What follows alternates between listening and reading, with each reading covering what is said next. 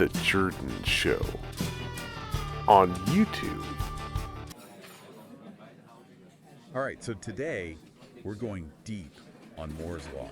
Ooh, exciting. But, and this is key, we're going way beyond just transistors. Okay, I like where this is going. It's about, how this one prediction, it's basically fueled like decades of tech innovation. Yeah, it's pretty mind-blowing when you think about it. And we've got some cool excerpts here. Ooh.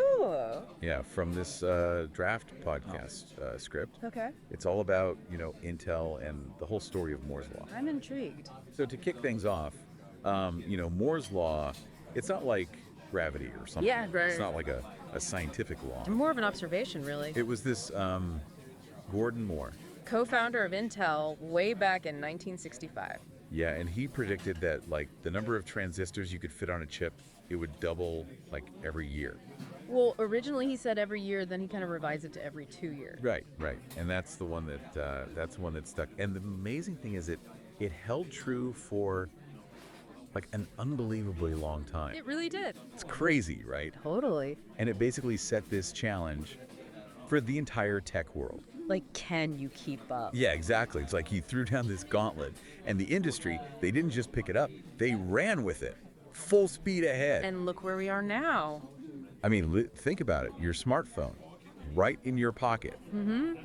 More computing power than all the computers they used for Apollo 11. To land on the moon. Yeah, that's how far Moore's Law has pushed us. It's a perfect example of how just like an idea, a simple observation can change the course of like a whole industry. Totally. Think about Intel. They were like, Moore's Law, this is our roadmap, this is how we're going to do things. And they used it right. Absolutely. It was their guiding principle, their blueprint for making new products. They were always like striving to hit those targets, doubling those transistors every 2 years. And those early Intel chips, the 4004, the 8086, Revolutionary. they totally changed the game, paved the way for like the whole PC revolution. And it's like, it's a self-fulfilling prophecy almost. Right. They believed they could do it, so they put in the resources, the effort, and guess what?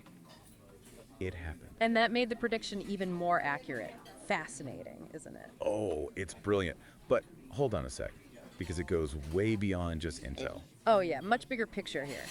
Imagine, just for a second, no internet as we know it. Why? Like no smartphones, no AI, all that stuff. It's hard to even fathom. Moore's Law, it made it all possible. Think about the servers that power the internet. They had to get faster, cheaper.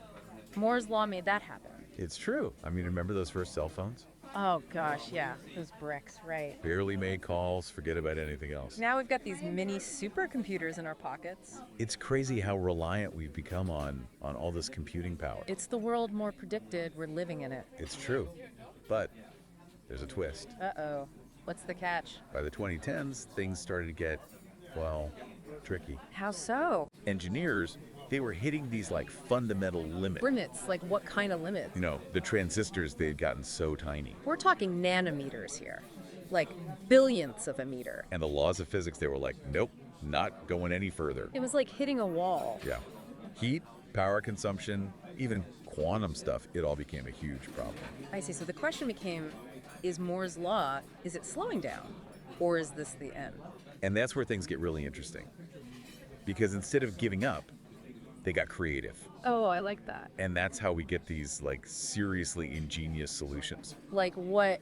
Give me an example. 3D transistors, different ways to make chips, Whoa. even like totally new materials is wild. So even when they were hitting those physical limits, that ingenuity, it kept the spirit of Moore's Law alive. Exactly. Pretty inspiring stuff. Totally agree. It really showcases the enduring impact of Moore's Law. It's like more than just transistors, right? Yeah. It's a whole philosophy almost. Exactly. Like this belief that no matter what, innovation can overcome any obstacle. You got it. And that kind of leads us to like a really interesting question. Okay, I'm listening. So if, the traditional way we think about Moore's Law, like doubling those transistors, if that's kind of reaching its limit, what's next? Like, Yeah. what's going to drive the next wave of crazy tech advancements? The million-dollar question, right? Totally. Well, some folks, they think quantum computing is the answer. Quantum computing. Yeah, it could like revolutionize everything. Medicine, material science, all sorts of stuff. Because it can solve problems that, like, regular computers just can't. Exactly. And then there's AI, AI. machine learning, that's exploding right now. Big time. It's already transforming, well, everything, really. Healthcare, finance, transportation, you name it. And that's only going to get, like, more intense. Oh, absolutely. Exponentially. But then there's, always that wild card. What do they call it? The dark horse. Exactly. Those technologies we haven't even dreamt of yet. And that's what makes all this, like, so exciting. It really is. We're on the edge of, like, a whole new era of innovation. It's like standing on the precipice of, well, who knows what. It's true. And it's hard to even imagine the breakthroughs that are, like, just around the corner. Okay, but let's bring it back down to earth for a second. Okay. It's not just about the tech, it's about how we use it. Right.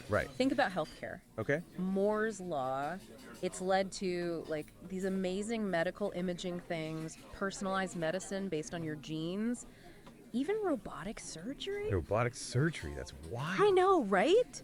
So precise. And what's next for healthcare? Will we, cure diseases we thought were incurable? Will people live way longer? Whoa. It's mind-blowing. What about climate change? Exactly. Like, could all this new computing power help us with the biggest problems we face? Could be, yeah.